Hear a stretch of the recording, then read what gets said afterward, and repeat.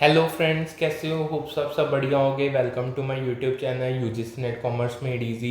यहाँ पे आपको पेपर 2 कॉमर्स का complete syllabus from unit 1 to unit 10 करवाया जा रहा है। यूनिट 2 अकाउंटिंग एंड ऑडिटिंग की हमारी चल रही है। अब हम उसमें अपना नेक्स्ट टॉपिक करने जा रहे हैं, that is types of shares. Students, equity shares का मतलब है ऐसे शेयर्स जो कंपनी में ओनरशिप दिखाते हैं। ये शेयर्स वोटिंग राइट्स देते हैं और डिविडेंड का हक देते हैं जब कंपनी प्रॉफिट में होती है। ठीक है जी। इक्विटी शेयर कंपनी में ओनरशिप का साइन होते हैं, वोटिंग राइट्स देते हैं जैसे एजीएम में वोट करना, और जब कंपनी प्रॉफिट बनाती है तो डिविडेंड्स देते हैं। अगर एग्जांपल दूं, जैसे रिलायंस इंडस्ट्रीज की इक्विटी शेयर्स एक परफेक्ट एग्जांपल हैं जहां share holders ownership, voting rights और डिविडेंड को एंजॉय करते हैं। अब बात करते हैं प्रेफरेंस शेयर्स की।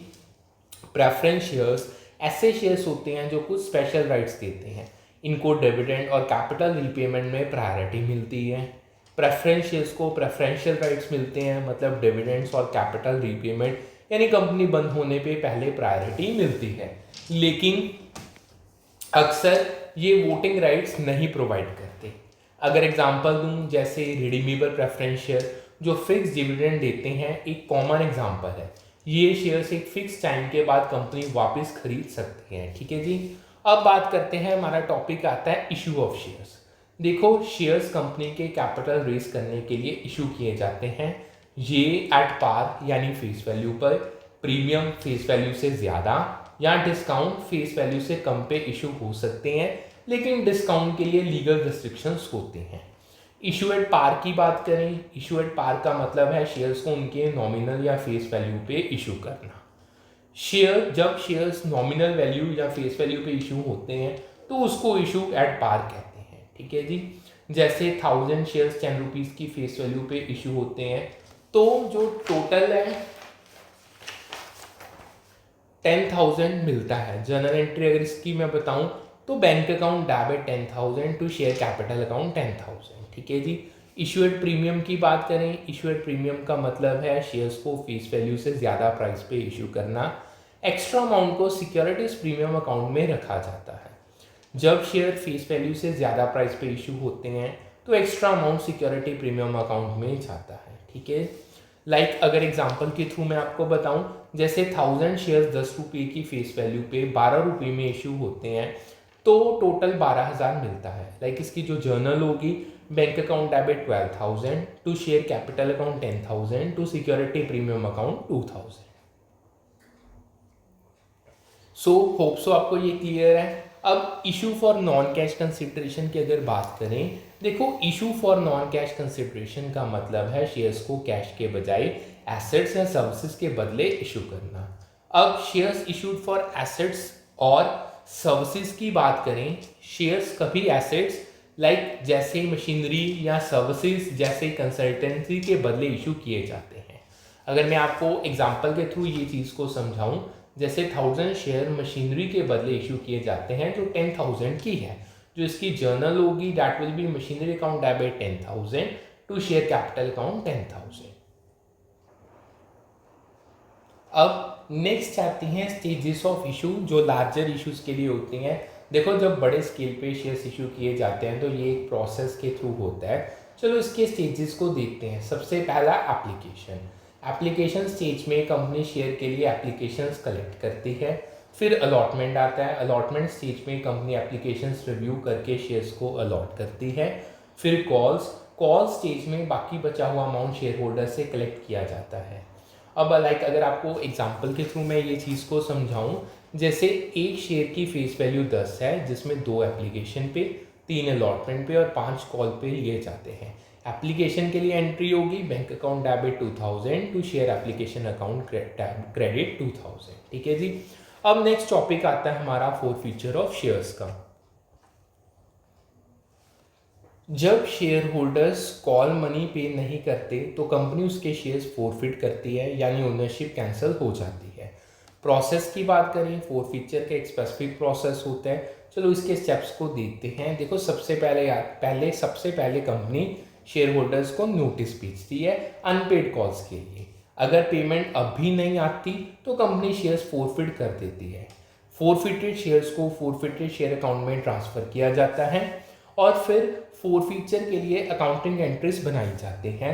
चलो एक एग्जांपल के साथ समझते हैं जो फोरफीचर की हमारी एंट्रीज आती हैं उसको। जैसे 100 शेयर्स 10 रुपीज़ के जिसमें 8 रुपीज़ पे किए गए फोरफिटेड होते हैं, उसकी जो जर्नल एंट्री होगी share capital account debit 1000, forfeited share account credit 800 to calls in arrear account 200। ठीक है जी। अब बात करते हैं reissue of forfeited share. Forfeited shares को कंपनी पार, प्रीमियम या डिस्काउंट पे दोबारा इशू कर सकती है। अकाउंटिंग की बात करें, री इशू के लिए अकाउंटिंग एंट्रीज बनाई जाती हैं। चलो एक एग्जांपल देखते हैं, उससे आपको ये चीज़ क्लियर होगी। जैसे 100 फोरफिटेड शेयर्स 9 रुपीज़ पे री इशू होते हैं, सो उसकी जर्नल एंट्री होगी सबसे पहले bank account debit 900, forfeited shares account debit 100 to share capital 1000 री इशू की एंट्री। बाकी फोरफिटेड शेयर्स का बैलेंस यानी 800 में से 100 है जो कैपिटल रिजर्व में जाता है, उसकी जो एंट्री होगी forfeited share account debit 700 to capital reserve account 700। ठीक है जी। फोरफिटेड शेयर्स को कंपनी नए शेयर होल्डर्स को फ्रेश इशू के थ्रू री इशू कर सकती है। होप सो आपको ये चीज़ क्लियर होगी। अब बात करते हैं प्रेफरेंस शेयर्स की। अगेन ये अब प्रीवियस ईयर क्वेश्चंस हैं। देखो इंडिया में कंपनी सेक्ट 2013 के अकॉर्डिंग कंपनी प्रेफरेंस शेयर्स को मैक्सिमम 20 ईयर्स के लिए इशू कर सकती है। ये 20 साल मैक्सिमम ड्यूरेशन है जो प्रेफरेंस शेयर्स के लिए अलाउड हैं। स्पेसिफाइड पीरियड 20 साल के बाद प्रेफरेंस शेयर्स को रिडीम यानी वापस खरीदना या एक्सटेंड किया जा सकता है कंपनी के टर्म्स और पॉलिसीज़ के अकॉर्डिंग। अब बात करें बोनस शेयर्स की। बोनस शेयर्स वो शेयर्स होते हैं जो एग्जिस्टिंग शेयर होल्डर्स को फ्री में इशू किए जाते हैं। डीमैट शेयर्स की बात करें, ये वो शेयर्स होते हैं जो इलेक्ट्रॉनिक फॉर्म में रखे जाते हैं फिजिकल सर्टिफिकेट्स के बजाय। राइट इशू आते हैं। राइट इशू में कंपनी अपने एग्जिस्टिंग शेयर होल्डर्स को नए शेयर्स खरीदने का इन्विटेशन देती है। स्वेट इक्विटी की बात करें, स्वेट इक्विटी शेयर्स कंपनी अपने एम्प्लॉयज़ या डायरेक्टर्स को डिस्काउंट पे देती है उनके नो हाउ यानी एक्सपर्टाइज के बदले। अब एक क्वेश्चन था डिस्क्लोजर्स के रिलेटेड फॉर पब्लिक इशू। जब भी कंपनी पब्लिक इशू के थ्रू शेयर्स इशू करती है, चाहे कोई भी इशू प्राइस हो, कुछ स्पेसिफिक इन्फॉर्मेशन डिस्क्लोज करनी होती है। चलो देखते हैं क्या क्या इसमें डिस्क्लोज करना होता है। सबसे पहले अर्निंग पर शेयर कंपनी के प्रॉफिट का वो हिस्सा है जो हर आउटस्टैंडिंग शेयर पे एलोकेट होता है। ये बताता है कि कंपनी कितनी प्रॉफिटेबल है पर शेयर के हिसाब से। Second, pre issue price earning ratio share issue से पहले का प्राइस टू अर्निंग रेशियो है जो कंपनी के स्टॉक का वैल्यूएशन ईपीएस के रिलेटिव में दिखाता है। ये इन्वेस्टर का सेंटीमेंट बताता है कंपनी के फ्यूचर अर्निंग के बारे में। तीसरा, average RONW। Average RONW last 3 years का फाइनेंशियल रेशियो है जो कंपनी की प्रॉफिटेबिलिटी को शेयर होल्डर्स इक्विटी के रिलेटिव में दिखाता है। ये कंपनी के हिस्टोरिकल परफॉर्मेंस का इंसाइट प्रोवाइड करता है। नेक्स्ट आता है net asset value. Net asset value पर शेयर कंपनी के नेट एसेट की वैल्यू को आउटस्टैंडिंग शेयर से डिवाइड करके निकाला जाता है। ये लास्ट बैलेंस शीट के बेसिस पे शेयर का वैल्यू दिखाता है। अब आते हैं steps in issue of shares under the fixed price offer method. Again ये प्रीवियस ईयर क्वेश्चन है। देखो फिक्स्ड प्राइस ऑफर मेथड में शेयर्स इशू करने का एक स्पेसिफिक प्रोसेस होता है। चलो इसके स्टेप्स को समझते हैं। सबसे पहले कंपनी एक मर्चेंट बैंकर सेलेक्ट करती है जो शेयर इशुएंस प्रोसेस में हेल्प करता है। कंपनी फिर एक प्रोस्पेक्टस बनाती है और इशू करती है जिसमें शेयर्स के बारे में सारी इंपॉर्टेंट इन्फॉर्मेशन प्रोवाइड की जाती है। फिर इंटरेस्टेड इन्वेस्टर्स कंपनी को शेयर्स एप्लीकेशन सबमिट करते हैं। ठीक है जी। उसके बाद कंपनी एप्लीकेशंस रिव्यू करके शेयर्स अलॉट करती है। शेयर्स अलॉट होने के बाद कंपनी शेयर सर्टिफिकेट्स इशू करती है जो ओनरशिप को कंफर्म करते हैं। ठीक है जी। अब अगेन एक क्वेश्चन है chronological order of events in public limited company. एक पब्लिक लिमिटेड कंपनी के लाइफ साइकिल में इवेंट्स का एक करेक्ट क्रोनोलॉजिकल ऑर्डर होता है। चलो देखते हैं। सबसे पहले प्रीलिमिनरी एक्सपेंडिचर वो इनिशियल एक्सपेंसेस होते हैं जो कंपनी के इनकॉर्पोरेशन के टाइम खर्च होते हैं, जैसे रजिस्ट्रेशन फीस हो गई। ठीक है जी। आईपीओ में कंपनी पब्लिक को शेयर्स इशू करती है सब्सक्रिप्शन के लिए। ठीक है। सेकेंड, फिर कंपनी अपने प्रमोटर्स या फाउंडर्स को इक्विटी शेयर्स इशू करती है जो थर्ड स्टेप है। और लास्ट, फॉर्म इनकॉर्पोरेशन का मतलब है कि कंपनी को फॉर्मली पब्लिक लिमिटेड कंपनी के रूप में रजिस्टर करना। अब एक क्वेश्चन था public issue and right issue के रिगार्डिंग, उसको समझते हैं। पब्लिक इशू में ओवर सब्सक्रिप्शन हो सकती है जब शेयर्स के लिए डिमांड सप्लाई से ज़्यादा होती है। राइट इशू में शेयर्स अंडर सब्सक्राइब यानी कम एप्लीकेशन या ओवर सब्सक्राइब हो सकते हैं, जिससे प्रो राटा अलॉटमेंट होती है, लाइक प्रोपोर्शन में शेयर्स बांटे जाते हैं। अब नेक्स्ट हम समझें, नए डेट या शेयर्स इशू करने में हमेशा फ्लोटेशन कॉस्ट होती है। चलो देखते हैं ये कॉस्ट क्या है। ये अगेन प्रीवियस ईयर क्वेश्चन है। सबसे पहले लीगल फीस, वो खर्चा होता है जो लीगल डॉक्यूमेंटेशन के लिए लगता है। एडमिनिस्ट्रेशन एक्सपेंसिव जैसे पेपर वर्क, ऑफिस कॉस्ट या मैनेजमेंट एक्सपेंसेस हो सकते हैं। ब्रोकरेज की बात करें, ब्रोकरेज वो फीस है जो ब्रोकर्स को शेयर इशू के लिए दी जाती है। अंडरराइटिंग में अंडरराइटर्स को फीस दी जाती है जो शेयर्स के इशू को गारंटी करती है। अब अर्निंग वैल्यूएशन रेशियोज की बात करें, ये सारे प्रीवियस ईयर क्वेश्चंस ही हैं। सबसे पहला अर्निंग वैल्यूएशन रेशियो। देखो, अर्निंग वैल्यूएशन रेशियोज कंपनी के फाइनेंशियल परफॉर्मेंस और वैल्यूएशन को मेजर करते हैं। चलो इनको देखते हैं। सबसे पहला आता है price earning ratio. Price earning ratio stock price को ईपीएस से डिवाइड करके निकाला जाता है। ये बताता है कि इन्वेस्टर्स कंपनी के हर यूनिट अर्निंग्स के लिए कितना पे कर रहे हैं। ठीक है जी। फिर आता है earning yield ratio. Earning yield ratio EPS को स्टॉक प्राइस से डिवाइड करके निकाला जाता है। ये प्राइस अर्निंग रेशियो का इन्वर्स है और बताता है कि स्टॉक प्राइस के परसेंटेज में कितने अर्निंग्स हैं। फिर आता है price book ratio. Price book ratio stock price को अकाउंटिंग नेटवर्थ यानी एसेट माइनस लायबिलिटी से डिवाइड करके निकाला जाता है। ये कंपनी के नेट एसेट्स का मार्केट वैल्यूएशन दिखाता है। फिर आता है relative price earning ratio. Relative price earning ratio company के प्राइस अर्निंग रेशियो को मार्केट इंडेक्स के प्राइस अर्निंग रेशियो से डिवाइड करके निकाला जाता है। ये कंपनी का वैल्यूएशन इंडस्ट्री या मार्केट के रिलेटिव में दिखाता है। अब एक section 68 of Indian companies act से क्वेश्चन आया है। देखो, सेक्शन 68 कंपनीज एक्ट 2013 के अकॉर्डिंग कंपनी अपने जो उसके शेयर्स हैं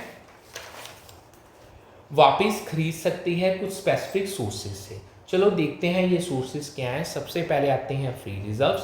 फ्री रिजर्व्स वो कम्युलेटेड प्रॉफिट्स या रिजर्व्स होते हैं जो किसी स्पेसिफिक पर्पस के लिए रखे गए हैं। फिर आता है security premium account. Security premium account में शेयर्स इशू के टाइम मिला प्रीमियम यूज़ किया जा सकता है। फिर जनरल रिजर्व की बात करें, जनरल रिजर्व प्रॉफिट से बनाया जाता है और इसको शेयर्स बायबैक के लिए यूज़ किया जा सकता है। फिर आते हैं proceeds of any other shares. Proceeds of other shares का मतलब है दूसरे शेयर्स के इशू से मिला पैसा बायबैक के लिए यूज़ हो सकता है। ठीक है जी। अब नेक्स्ट टॉपिक हमारा आता है that is liquidation of companies. Students, liquidation या वाइंडिंग अप का मतलब है कंपनी को कंप्लीटली बंद करना, उसके लायबिलिटीज़ यानी डेट्स को सेटल करना और जो एसेट्स बचते हैं उनको शेयर होल्डर्स के बीच बांटना। ये एक फाइनल प्रोसेस है जब कंपनी ख़त्म हो जाती है। अब कॉजेज़ की बात करें, लिक्विडेशन के कई कॉजेज़ हो सकते हैं। चलो इनको समझते हैं। सबसे पहला इंसॉल्वेंसी। इंसॉल्वेंसी का मतलब है जब कंपनी अपने डेट्स पे नहीं कर सकती। वॉलंटरी डिसीजन की बात करें, वॉलंटरी डिसीजन तब होता है जब शेयर होल्डर्स या क्रेडिटर आपसी सहमति से कंपनी बंद करने का रेजोल्यूशन पास करते हैं। कोर्ट ऑर्डर से लिक्विडेशन होती है जब लीगल या फाइनेंशियल इश्यूज होते हैं जहाँ फ्रॉड या नॉन कंप्लायंस हो। ठीक है जी। अब आगे आती है types of liquidation. Voluntary liquidation का मतलब है जब कंपनी खुद से बंद होने का डिसीजन लेती है। मेंबर्स वॉलंटरी लिक्विडेशन की बात करें, ये तब होती है जब कंपनी सॉल्वेंट है यानी डेट्स पे कर सकती है और शेयर होल्डर्स खुद कंपनी को बंद करने का डिसीजन लेते हैं। तीसरा, creditors voluntary liquidation. Creditors voluntary liquidation तब होती है जब कंपनी इंसॉल्वेंट है और क्रेडिटर्स के इन्वॉल्वमेंट के साथ बंद होती है। फिर कंपल्सरी लिक्विडेशन आती है। कंपल्सरी लिक्विडेशन एक फोर्स्ड प्रोसेस है जो कोर्ट के ऑर्डर से होता है। अब कोर्ट ऑर्डर ये लिक्विडेशन, अब इसी के थोड़ा सा समझे, जो ये लिक्विडेशन इंसॉल्वेंसी या लीगल वायलेशंस जैसे फ्रॉड या नॉन कंप्लायंस की वजह से कोर्ट के ऑर्डर से होती है। ठीक है जी। अब आगे चलते हैं, नेक्स्ट बात करते हैं अकाउंटिंग की। इसमें सबसे पहले आता है रियलाइजेशन अकाउंट। रियलाइजेशन अकाउंट एक स्पेशल अकाउंट है जो लिक्विडेशन के टाइम बनाया जाता है ताकि एसेट्स के सेल और लायबिलिटीज़ के सेटलमेंट को रिकॉर्ड किया जाए। ये अकाउंट एसेट्स के सेल और लायबिलिटीज़ के सेटलमेंट के ट्रांजैक्शंस को रिकॉर्ड करता है। अगर मैं एग्जांपल के थ्रू बताऊं, जैसे एसेट्स 1 लाख के बुक वैल्यू पे रियलाइजेशन अकाउंट में ट्रांसफ़र होते हैं तो उसकी जर्नल होगी realisation account debit 1 lakh to assets account 1 lakh. Asset 90,000 में बेचे जाते हैं तो एंट्री होगी bank account debit 90,000 to realisation account 90,000। Liabilities 50,000 की पे की जाती हैं तो उसकी जर्नल होगी realisation account debit 50,000 to bank account 50,000। Loss यानी जो 1 लाख में से 90,000 माइनस करके 10,000 का आया वो शेयर होल्डर के अकाउंट में जाता है, उसकी जो जर्नल होगी realisation account debit 10,000 to shareholders account 10,000। अब बात करते हैं ऑर्डर ऑफ पेमेंट की। लिक्विडेशन में पेमेंट का एक स्पेसिफिक ऑर्डर होता है, इसको देखते हैं। सबसे पहले सिक्योर्ड क्रेडिटर्स। सिक्योर्ड क्रेडिटर्स जैसे डिबेंचर होल्डर्स को पहले पेमेंट दी जाती है क्योंकि उनके पास स्पेसिफिक एसेट्स का कोलिटरल होता है। फिर आते हैं प्रेफरेंशियल क्रेडिटर्स। प्रेफरेंशियल क्रेडिटर्स जैसे टैक्सेस या एम्प्लॉय वेजेस को दूसरी प्रायोरिटी मिलती है। तीसरा अनसिक्योर्ड क्रेडिटर्स। अनसिक्योर्ड क्रेडिटर्स जो किसी कोलेट्रल के बिना डेट्स देते हैं उनको तीसरी प्रायोरिटी मिलती है। फिर आते हैं शेयर होल्डर्स, उसमें प्रेफरेंस फर्स्ट दैन इक्विटी। आखिर में शेयर होल्डर्स को पेमेंट दी जाती है, पहले प्रेफरेंस शेयर होल्डर फिर इक्विटी शेयर होल्डर। और लास्ट लिक्विडेटर्स फाइनल सेटलमेंट की बात करें तो लिक्विडेटर्स फाइनल सेटलमेंट एक समरी होती है जो लिक्विडेशन के रिसिप्ट यानी एसेट से पैसे और पेमेंट्स यानी लायबिलिटीज एक्सपेंसेस या शेयर होल्डर्स को दिखाते हैं। ठीक है जी। अब समराइज ये स्टेटमेंट रिसिप्ट जैसे एसेट के सेल से पैसे और पेमेंट या लायबिलिटीज एक्सपेंसेस और शेयर होल्डर्स के पेमेंट्स को समराइज करती है। अब एक प्रीवियस ईयर क्वेश्चन पे चलते हैं। Order of distribution of proceeds. जब लिक्विडेटर एसेट रियलाइज करते हैं तो प्रोसीड्स को एक स्पेसिफिक ऑर्डर में डिस्ट्रीब्यूट करना होता है। जो ऑर्डर को हम ये समझने चाह रहे हैं, सबसे पहले लीगल चार्जेस पे किए जाते हैं जैसे लिक्विडेशन प्रोसेस के लीगल फीस और एक्सपेंसेस। लीगल चार्जेस के बाद लिक्विडेटर्स रेम्यूनरेशन और वाइंडिंग अप के एक्सपेंसेस जैसे एडमिनिस्ट्रेटिव कॉस्ट या प्रोफेशनल फीस पे किया जाता है। अगर अगला प्रायोरिटी वर्कमैन ड्यूज यानी एम्प्लॉयज़ के अनपेड वेजेस, सैलरीज और सिक्योर्ड क्रेडिटर्स यानी जो कोलेट्रल रखते हैं उनको होता है। फिर प्रेफरेंशियल क्रेडिटर्स जैसे टैक्सेस, प्रोविडेंट फंड ड्यूज और फ्लोटिंग चार्ज वाले क्रेडिटर यानी जो स्पेसिफिक एसेट्स के बिना सिक्योरिटी रखते हैं उनको अगला प्रायोरिटी मिलता है। फ्लोटिंग चार्ज वाले क्रेडिटर्स के पास कंपनी के एसेट्स पे सिक्योरिटी होती है लेकिन स्पेसिफिक एसेट्स पे नहीं। ये सिक्योर्ड क्रेडिटर्स के बाद लेकिन अनसिक्योर्ड क्रेडिटर्स से पहले पे ही होते हैं। ठीक है जी। होप सो आपको ये क्लियर होगा। नेक्स्ट हम बात करें, ऊपर वाले क्लेमेंट के बाद जो प्रोसीड्स बचते हैं वो अनसिक्योर्ड क्रेडिटर्स के बीच बांटे जाते हैं, इनके पास कोई स्पेसिफिक सिक्योरिटी नहीं होती। अब बात करते हैं एक्विजन की। देखो, एक्विजन का मतलब है जब एक कंपनी दूसरी कंपनी के एसेट्स, लायबिलिटीज और कंट्रोल खरीदती है। ये शेयर्स या एसेट्स डायरेक्टली खरीद के हो सकता है। एक्विजन का अकाउंटिंग ट्रीटमेंट डिपेंड करता है कि ये परचेज है या pooling of interest. Purchase accounting में एक्वायर्ड एसेट्स और लायबिलिटीज को फेयर वैल्यू पे रिकॉग्नाइज किया जाता है, जबकि पूलिंग ऑफ इंटरेस्ट में दोनों कंपनीज के फाइनेंशियल स्टेटमेंट्स कंबाइन होते हैं बिना वैल्यूज को एडजस्ट किए। Total return on security periodic cash receipts यानी जैसे डिविडेंड्स और कैपिटल गेन यानी सिक्योरिटी की वैल्यू में बढ़ोतरी का सम होता है जो परचेज प्राइस से डिवाइड किया जाता है। टोटल रिटर्न कैलकुलेट करने के लिए पीरियोडिक कैश रिसिप्ट्स जैसे डिविडेंड्स या इंटरेस्ट और कैपिटल गेन यानी सिक्योरिटी की वैल्यू बढ़ने से दोनों को ऐड करके परचेज प्राइस से डिवाइड करते हैं। होप सो आपको ये क्लियर है। अब बात करते हैं मेथड्स एंड परचेज कंसीडरेशन में। देखो, सबसे पहला lump sum method. Lump sum payment method में ट्रांसफरर कंपनी को अमेलगमेशन के लिए एक फिक्स्ड अमाउंट पे करती है। नेट एसेट मेथड में एग्रीड वैल्यू ऑफ एसेट्स को ऐड करके उससे एग्रीड लायबिलिटीज सब्ट्रैक्ट की जाती हैं। ठीक है जी। तीसरा net payment method. Net payment method में एग्जिस्टिंग शेयर्स, प्रेफरेंस शेयर्स और कैश का टोटल अमाउंट ऐड करके परचेज कंसिडरेशन को निकाला जाता है। फिर चौथा आता है swap ratio method. Swap ratio method में ट्रांसफरी कंपनी के शेयर्स को ट्रांसफरर कंपनी के शेयर्स के बदले एक्सचेंज रेशियो के बेसिस पे दिया जाता है। परचेज कंसिडरेशन कैलकुलेट करना या एसेटेंड करना इंपॉर्टेंट है अमेलगमेशन के लिए। ये ऊपर वाले मेथड से किया जा सकता है। ठीक है जी। अब पेमेंट मेथड की बात करें। पेमेंट मेथड में परचेज कंसिडरेशन कैश, शेयर्स या दोनों का कॉम्बिनेशन में पे किया जाता है। नेट एसेट मेथड की बात करें, नेट एसेट मेथड ऊपर एक्सप्लेन ऑलरेडी मैं आपको कर चुका हूँ। एसेट्स और लायबिलिटीज़ के एग्रीड वैल्यू के बेसिस पे परचेज कंसिडरेशन निकाला जाता है। Share exchange method, share exchange method में ट्रांसफरी कंपनी के शेयर्स ट्रांसफरर कंपनी के शेयर होल्डर्स को दिए जाते हैं। अब ये क्वेश्चन आया था वेंडर सस्पेंस अकाउंट। देखो, जब परचेजिंग कंपनी वेंडर के बुक डेट्स कलेक्ट करने के लिए एजेंट के रूप में एग्री करती है तो वो वेंडर के बिहाफ पे आउटस्टैंडिंग डेट्स कलेक्ट करती है। इस केस में परचेजिंग कंपनी डेटर्स की ओनरशिप नहीं लेती बल्कि एक इंटरमीडियरी के रूप में काम करती है। इस ट्रांजैक्शन को परचेजिंग कंपनी के बुक्स में रिकॉर्ड करने के लिए वेंडर सस्पेंस अकाउंट बनाया जाता है। ठीक है जी, जो अमाउंट परचेजिंग कंपनी डेटर से कलेक्ट करती है वो वेंडर सस्पेंस अकाउंट में क्रेडिट होता है। ये इसलिए क्योंकि ये डेटर्स परचेजिंग कंपनी के नहीं बल्कि वेंडर के होते हैं। होप सो आपको ये सारा क्लियर होगा। सस्पेंस अकाउंट एक टेम्पररी मेजर है जब तक डेटर से पैसा कलेक्ट और वेंडर को रिमिट नहीं हो जाता। जब डेटर से पैसा कलेक्ट हो जाता है तो वेंडर सस्पेंस अकाउंट में क्रेडिटेड अमाउंट डेबिट होता है और वेंडर के अकाउंट में क्रेडिट किया जाता है।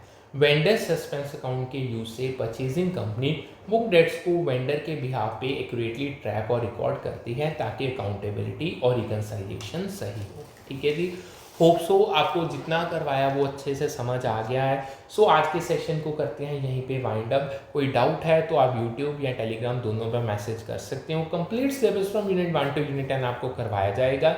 सो मिलते हैं with a new session with a new set of topics. Thank you.